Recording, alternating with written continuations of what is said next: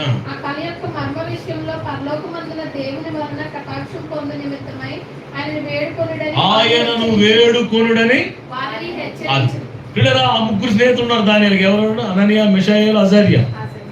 వాళ్ళకి రాజు పెట్టిన పేర్లు ఏంటంటే శద్రకు, మేషకు, అబేద్నెగో. వారి దేవతల పేర్లు పెట్టాడు. అననీయ, మిషాయేలు, అజర్యా అనేది యూదుల పేరు. ముగ్గురు స్నేహితులు దానియేలుకి. ఆ ముగ్గురితో చెప్పాడంట, ఓరు బాబోయ్ ప్రార్థన చేయండి రా, లేకపోతే వాళ్ళతో పాటు మనం కూడా నశించిపోతాం, ప్రార్థన చేయండి అని హెచ్చరించాడంట. వారిని హెచ్చరించి ఈయన గడులు ప్రార్థన చేస్తున్నాడు. ప్రార్థన చేశాడంట రాత్రి అంతా. ఆ సమయంలో దేవుడు అంట దానియేలుకి ఏం చేశాడంట? 19వ వచనం 2:19 దానియేలు. రాత్రి యందు దర్శనము చేత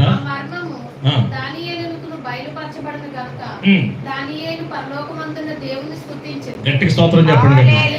ఆ రాత్రి ప్రార్థన చేశాడు. ఏమని ప్రార్థన చేశాడు దానియేలు? రాహేలమ్మ గారు, ప్రభువా రాజుగారికి కళ వచ్చిందంట, కళ మర్చిపోయాడంట, కళ చెప్పమంటాడు, అర్థం చెప్పమంటున్నాడు.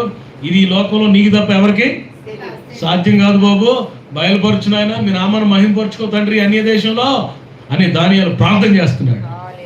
దానియేలు ఏం చేస్తున్నాడు? ప్రార్థన. దానియేలు ఎప్పుడైతే ప్రార్థన చేశాడో ఆ రాత్రి జామున ఉందంట, దర్శనం ఒకటి వచ్చిందంట దానియేలుకి. ఆ దర్శనంలో కళ కనబడింది, కళ అర్థం కూడా కనబడిపోయింది. హల్లెలూయా. మిషన్ ఇంపాసిబుల్, అసాధ్యమైన కార్యాన్ని దానియేలు ధైర్యాన్ని మెచ్చుకోవాలండి. దానియేలు యొక్క ధైర్యాన్ని మెచ్చుకోవాలా పిల్లరా? కనబడింది, దర్శనం కనబడింది. ఉదయం వెళ్ళాడు, రాజుగారి దగ్గరికి వెళ్ళాడు. అయ్యా నీ కళ నాకు దేవుడు బయలుపరిచాడు అయ్యా అంటే చెప్పు అన్నాడు రాజు. వెంటనే కళ అంతా వివరించి దాని అర్థం కూడా వివరించేసరికి రాజు షాక్ అయిపోయాడండి. హల్లెలూయా. రాజు షాక్ అయిపోయి ఏం చేశాడంట 48వ వచనం రాన్నాను. 48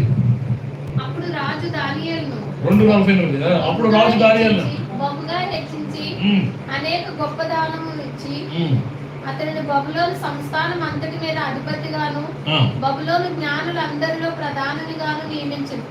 అంతటి దానియేలు రాజునొద్ద మనవి చేసుకొనగా రాజు శద్రక్, మెషక్, అబేద్నెగోను వారిని బబులోను సంస్థానం మీద విచారణకర్తలుగా నియమించారు. అయితే దానియేలు రాజు సన్నిధిలో ఉండేది. చూడండి, ఎప్పుడైతే కళ చెప్పాడో దాని అర్థాన్ని చెప్పాడో దానియేలుని రాజు బహుగా హెచ్చించాడంట. హల్లెలూయా. దానియేలు ప్రార్థన మీద ఎలా ఆధారపడుతున్నాడో చూడండి. నేను చెప్పాలనుకుంటున్న మాట అంటే ప్రార్థనకు అసాధ్యమైనది ఏది లేదు. వెన్ వి ప్రే, ఎలా పడితే అలా ప్రార్థన చేయకూడదు, ఆసక్తితో ప్రార్థన చేయాలి. ఎలా పడితే అలా ప్రార్థన చేయకూడదు, పరిశుద్ధపరచుకొని ప్రార్థన చేయాలి. ఎలా పడితే అలా ప్రార్థన చేయకూడదు, యథార్థమైన హృదయంతో ప్రార్థన చేయాలి. ఎలా పడితే అలా ప్రార్థన, కల్మషం లేకుండా ప్రార్థన చేయాలి. అలాంటి ప్రార్థన నేరుగా దేవుని సన్నిధికి వెళ్ళిపోతుందండి. హల్లెలూయా. అలాంటి ప్రార్థన దేవుని దగ్గర నుంచి జవాబులు తీసుకొస్తుందంట. ఒకవేళ మన హృదయంలో పాపాన్ని దాచిపెట్టుకొని మనం ప్రార్థన చేసాం అనుకోండి, ఆ ప్రార్థన ఏమవుతుంది చూడండి ఒకసారి. కీర్తనల గ్రంథం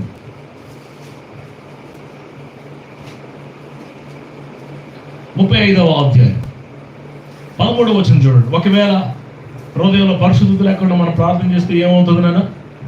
13. వారు వ్యాధితో ఉన్నప్పుడు గోనెపట్ట కట్టుకున్నాను, ఆయాసపరుచుకుంటుని, అయినను ఇంగ్లీష్ లో రాయబడింది మై ప్రేయర్ ఈజ్ రిటర్న్డ్. గోనెపట్ట కట్టుకున్నాడంట, ఉపవాసం ఉన్నాడంట, గట్టిగా ఆయాసపరుచుకుని ప్రార్థన చేసినట్టు, కానీ ప్రార్థన మళ్ళీ తిరిగి వచ్చేసింది. దేవుని సన్నిధికి చేరలేకపోయిందంట ప్రార్థన. కారణం ఏంటి? కీర్తన గ్రంథం 66:18. కీర్తన 66:18. నా హృదయములో నేను పాపమును లక్ష్యము చేసిన ఎడల ప్రభు నా మనవి వినక, నా హృదయములో పాపాన్ని లక్ష్యము చేస్తే, పాపాన్ని ఉంచుకుంటే ప్రభు నా ప్రార్థన ఆలకించడు అని దేవుని వాక్యం రాయబడింది. దావీదంట గోనెపట్టు కట్టుకుని ఉపవాసం ఉండి ఆయాసపరుచుకున్న ప్రార్థన వెనక్కి వచ్చేసిందంట. కారణం ఏంటంటే హృదయంలో పాపాన్ని దాచిపెట్టుకున్నప్పుడు ప్రార్థన దేవుని సన్నిధికి చేరదు. ఎప్పుడు దేవుని సన్నిధి చేరుతుందంటే కల్మషం లేకుండా యథార్థతతో దానియేలు లాగా ప్రార్థన చేసినప్పుడు మన ప్రార్థన మిషన్